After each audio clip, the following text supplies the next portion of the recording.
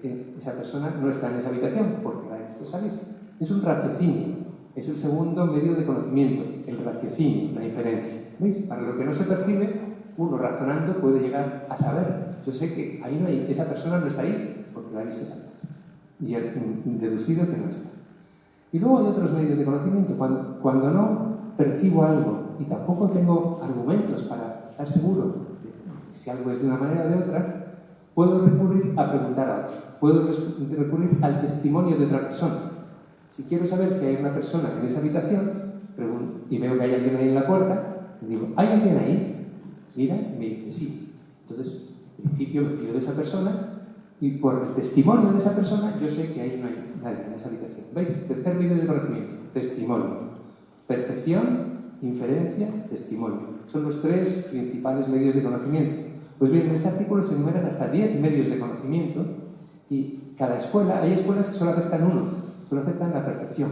Los materialistas hindúes más extremos solo aceptan la percepción. Y hay otras corrientes más devocionales que aceptan 10 medios de conocimiento. Bueno, esto está tratado de una manera increíblemente sintética en este artículo. Bueno, es uno de los grandes temas de la filosofía tratado muy competentemente por alguien que no es filósofo profesional. Es increíble, me impresionó como lo hizo. Luego, Oscar Pujol habla de un texto que se llama Ramcharitamanas. Es un texto dedicado a Rama. Igual habéis oído hablar del Ramayana. Es una epopeya que cuenta las hazañas de Rama, historia de Rama. Hay una versión moderna de esa epopeya que es muy antigua, que está escrita por Túlsidas, es ya más moderno. ¿De qué siglo será? ¿Siglo XV? Una cosa así, XVII. Y es muy devocional. En esta versión, Rama es una encarnación divina, es la divinidad extremadamente manifestada. Entonces, todo lo que va haciendo se va contando como acciones de una encarnación divina, acciones de la divinidad. Y es un texto muy bonito, lleno de poesía, que hace que a sus devotos se les salten las lágrimas cuando lo recitan y cuando recuerdan los acontecimientos que van narrando. Habla un capítulo específicamente, en este capítulo se habla de la grandeza del nombre de Rama. Cuando uno recita el nombre de Rama, canta el nombre de Rama, el nombre es más poderoso todavía que la divinidad. Cuando uno se concentra en el nombre de la divinidad, se hace uno con la divinidad. Eso está muy bien resumido por Oscar Pujol, que es gran académico y también ve estas cosas desde dentro, no solo desde fuera. Álvaro Rentería, como dijo Juan Carlos, es el que vive en Benarés desde toda la vida. Se ha casado con una mujer india, tiene 2 hijos, viven ahí, tiene una librería muy buena. Si vais a Benarés, no dejéis de ir a Indica Books, una librería buenísima de libros espirituales y de todo tipo. Bueno, pues él habla de la tradición de maestro y discípulo. Como dije antes, la tradición védica se transmite de unas personas a otras, se transmite de maestros a discípulos. Entonces, cuando uno quiere aprender este camino espiritual, es necesario que recurra al especialista, a la persona que ya tiene experiencia en ese camino y que puede transmitir las prácticas y las formas de ir avanzando hacia la unión con lo divino, que es lo que se busca en la tradición, en la espiritualidad india, como en todas las espiritualidades, seguramente. Y de esta tradición de maestro-discípulo es de lo que habla Álvaro. Y por último, otro Óscar Montero, es discípulo, él es un gran profesor de yoga, el yoga de Iyengar. Es un yoga muy disciplinado, muy estricto. Algunos dicen que es un yoga estilo militar, el yoga. Y luego, después de hacer toda su formación de profesor de yoga, descubrió a Swami Dayananda, que era un gran maestro de Vedanta, que ha dejado el cuerpo hace poco, y se hizo discípulo suyo a tope. O sea, Óscar Montero todo lo que hace, lo hace a tope, con plena dedicación. Y ahora él lleva un tiempo dando clase con gran éxito, que le llaman de Sudamérica, viaja por todo el mundo dando clase de Vedanta. Y aquí resume un tema muy importante dentro del hinduismo. El subtítulo del libro es Pensamiento, espiritualidad y vida en la tradición hindú. Claro, el hinduismo no es solo filosofía, no es solo espiritualidad abstracta, es la vida diaria. Y eso es un tema que se desarrolla en los tratados sobre el Dharma y ahí se describe la manera adecuada y armónica de vivir, no solo en general, sino para cada tipo de persona, para cada clase de persona, cada edad de la vida, cada clase social. Entonces se habla, por ejemplo, los fines de la vida, los valores materiales, los valores emocionales o de relación interpersonal, la ética, el orden y los valores espirituales, la liberación. Hay diferentes valores en la vida, desde los más materiales hasta lo más espiritual, pero todos forman una unidad integrada. No están separados unos por un lado y otros por otro, sino que es un movimiento en el que la persona entera va ascendiendo hacia lo infinito, pero sin rechazar, sin dejar nada al margen. Es un crecimiento gradual, lo material, lo emocional, la ética, la espiritualidad. Si uno no se puede saltar en etapas, hay que apoyarse en lo básico para llegar a lo más elevado. Habla también de los grupos sociales, lo que a veces se llama las castas. Grupos sociales, la sociedad es como un organismo. Y en el organismo, cada parte del cuerpo tiene una función. Cada uno, según su manera de ser, según sus características, puede aportar algo a la sociedad. Yo, por ejemplo, soy muy intelectual, entonces me dedico a cuestiones relacionadas con la enseñanza, con el estudio. Eso es lo que se me da mejor. Si no puedo trabajar en eso, tengo que trabajar en otras cosas que se me darían peor. Cada uno, lo ideal es que según su naturaleza, más activa, más dinámica, más intelectual, con diferentes cualidades. Hay gente que tiene una gran capacidad para el comercio, por ejemplo. Yo sería la ruina absoluta de cualquier tienda o comercio que quisiera montar, se hundiría. Y si una persona con gran vocación comercial quisiera dar una conferencia sobre filosofía india, pues sería un desastre. Cada uno, según su naturaleza, tiene algo específico que aportar a la sociedad. Eso es otro tema que se estudia en estos tratados sobre el Dharma. Y por último, las etapas de la vida.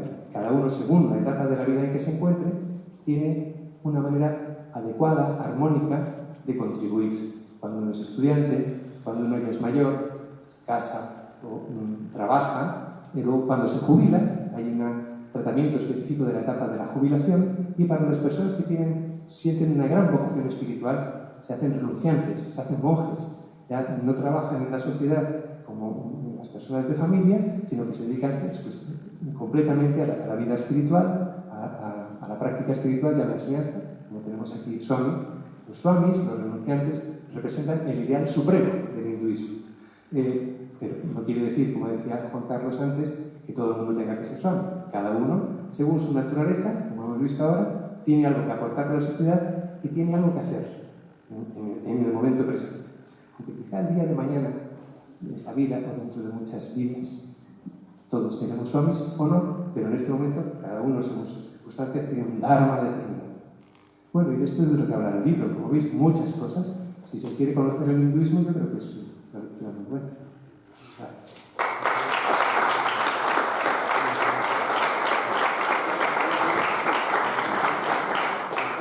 Bueno, voy a presentar, muchas gracias Javier por tu intervención.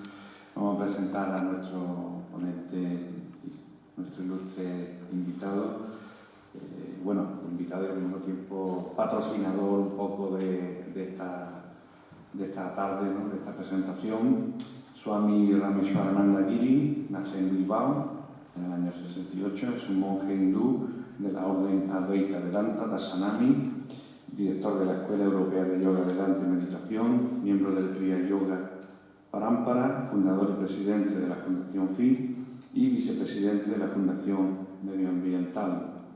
En la actualidad está desarrollando y ya ha inaugurado el Campus FI, una iniciativa innovadora que integra proyectos tecnológicos en el terreno del desarrollo sostenible, la cooperación internacional al desarrollo y la formación, siendo el conocimiento propio y la meditación el elemento transversal a todo ello.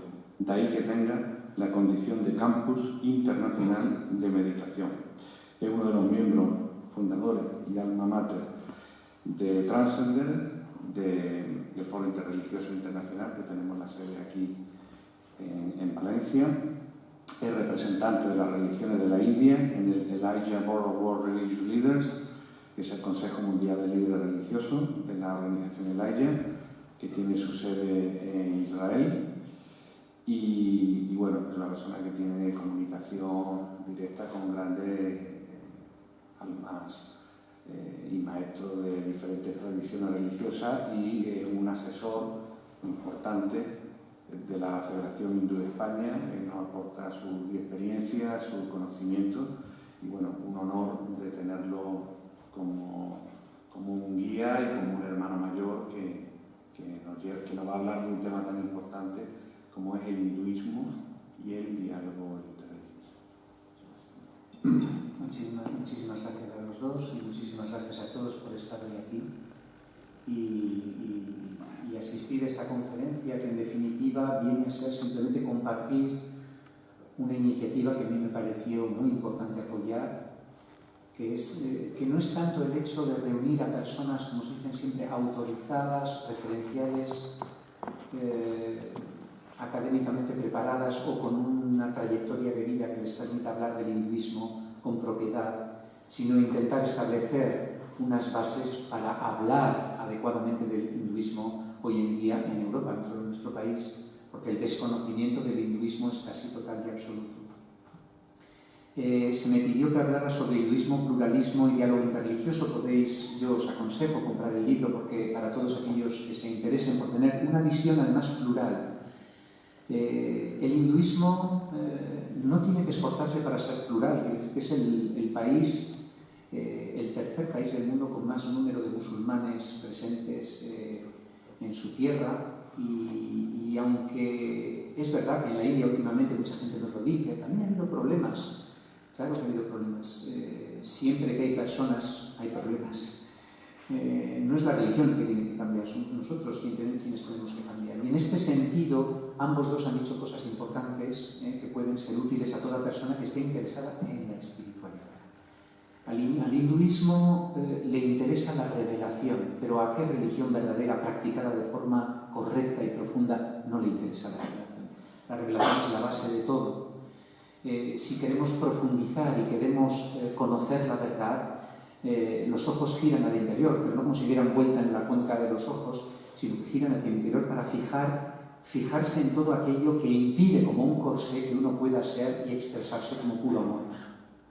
A la India le interesa eso desde hace más de 5.000 años. ¿Cómo alcanzar ese desafío? Es el desafío que tenemos todos, en definitiva. El hinduismo no es que sea tolerante de per se con las otras tradiciones, es que si estás preocupado por conocer realmente la verdad, por intuir lo que es trascendente, por acercarte a aquello que está más allá de nuestra propia egoicidad, no hay persona en el mundo que no pueda ser tolerante.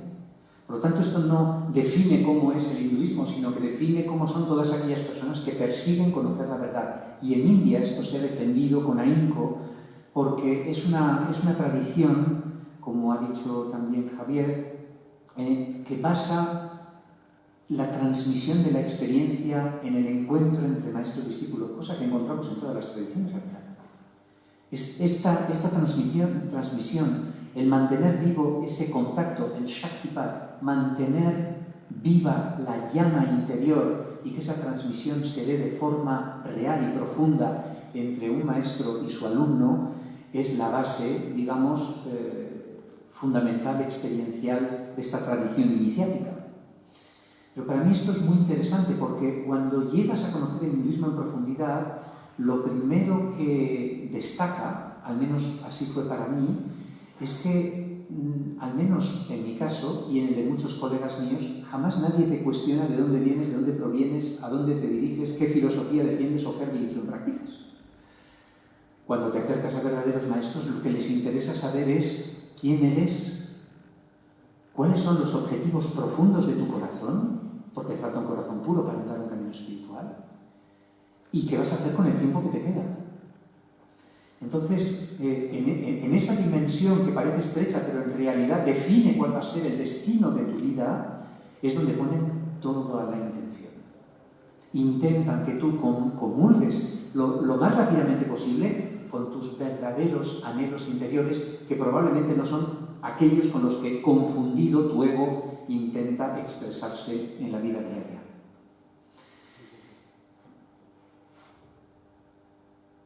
Merece la pena comprar el libro, pero merece la pena compartir ciertas experiencias personales. La segunda vez que fui a ver a mi maestro, la persona, digamos que fundamentalmente más influyó en mi proceso de transformación y que hizo que me destiñera,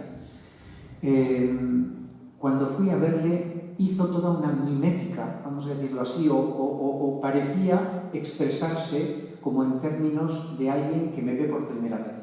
Por lo tanto, hizo como ver, además iba agarrado, era mayor, iba agarrado de la mano de un novicio y vino como a decir, con un tono un poquito así como de sorpresa, que no sabía quién era yo. Entonces dejó que yo durante 20 minutos, que me avergüenzan hoy en día notablemente, intentara convencerle por todas las vías posibles que él me reconociera de acuerdo a los encuentros que habíamos tenido previamente. Bien, es lo lógico. Yo le repetía, le decía de dónde venía, cómo nos habíamos conocido, y cuando me dejó largar, que a mí no me quedaba ni una sola palabra más que compartir, en ese mismo momento se giró hacia el novicio y dijo: otro que no sabe quién es en realidad. Esto me conmovió profundamente, porque efectivamente había sacado toda la batalla, todo lo que tenía en el armario para que me pudieran identificar, pero lo que realmente le importaba no era lo que yo era, sino todas las potencialidades que hay en cada uno de nosotros. Recuerdo que una vez le ofrecí mi vida y le dije: le ofrezco mi vida, y me dijo: no, pero si tu vida no vale para nada. Ahora bien, inmediatamente rectificó, porque estaba estupefacto, me dijo: ahora bien, si usted estuviera dispuesto a entregar cada instante de su vida a un bien con mayúsculas, con eso igual se puede hacer algo que tenga sentido. O sea, ¿qué vas a hacer con el tiempo que te queda? ¿En qué vas a emplear ese tiempo? ¿Y cuál es la finalidad a la que quieres entregar tu corazón? Al margen de tus intereses personales, porque siempre estarán ahí. Pero si te quedas en esos intereses personales que siempre están tan cerca que no traspasas tu propia nariz, la propia rigidez de aquello que te está acosando no te deja ver que eres un ser humano extraordinario, con capacidades infinitas. Por lo tanto, si empezamos a hablar de tradiciones, pues la India tiene representadas, no sé cuántas lenguas son, pero a mí me han dado que si incluyes dialectos y todo, te vas a cientos de lenguas y dialectos. Cada dialecto, cada lengua, con forma y estructura, una forma de percibir la realidad, por lo tanto un consenso. Dentro de cada uno de esos dialectos, diferentes formas de entender, de pensar, de apreciar, de experimentar y de interpretar dicha experiencia. En la India, desde los principios, se daba mucha importancia a la experiencia, pero en las otras tradiciones no.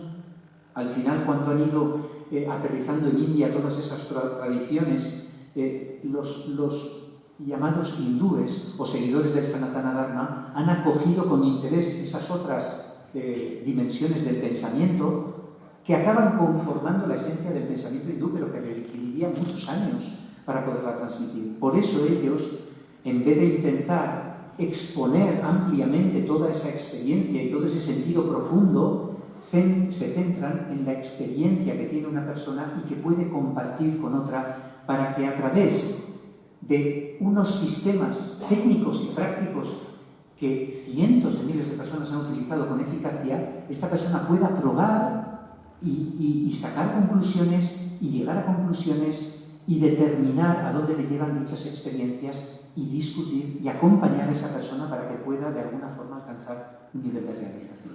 Esto es lo que importa a la India.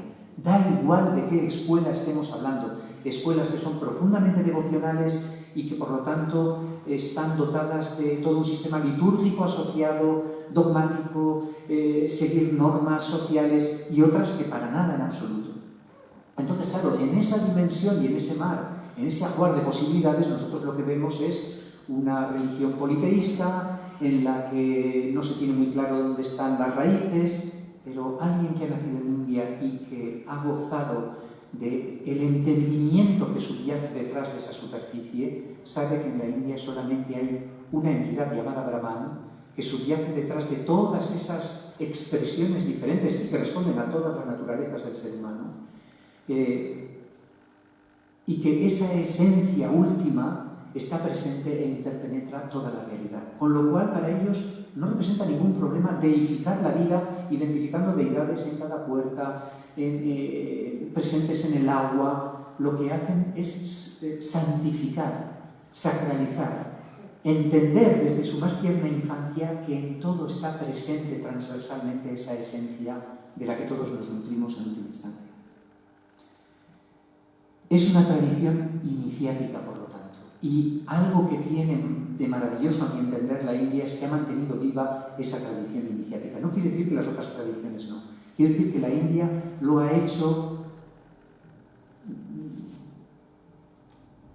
preservando a aquellas personas que notablemente se distinguen por haber alcanzado un grado relevante espiritual.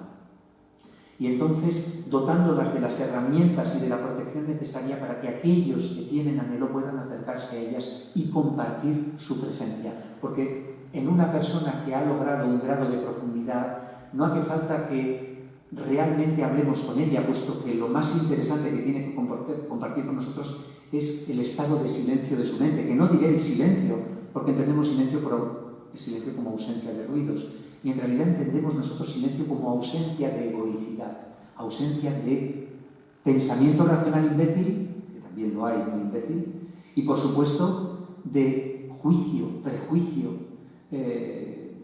etiquetación y todas las distorsiones cognitivas que se derivan del hecho de utilizar la mente de la forma no correcta. Los primeros grandes seres que, como ha dicho también Javier y como ha dicho también Ramachandani, en la India la gente practica profundamente aquello en lo que cree. Los primeros practicantes, que fueron los que desafiaron su propia naturaleza egótica, eran todos, o la mayoría, gente de las altas esferas, que identificaban en sus vidas la dificultad para poder trascender. Te retirabas porque tenías la capacidad de poder hacerlo, delegar en otros esa autoridad, pues por ejemplo de gobernar, y tú poder coger y ausentarte de esa vida de gobierno para poder tener tu propia experiencia en la soledad, y sin embargo se daban cuenta de que entonces tenían que hacer frente a su mente, al hacer frente a su mente, a sus emociones, al hacer frente a sus... Entonces intentaban dar un paso, pero no llegó ese paso a ser, vamos a llamarlo, triunfal o decisivo, hasta que no dejaron ser las cosas lo que son. Por lo tanto, hasta que no llegaron a un grado de aceptación de la vida y de las experiencias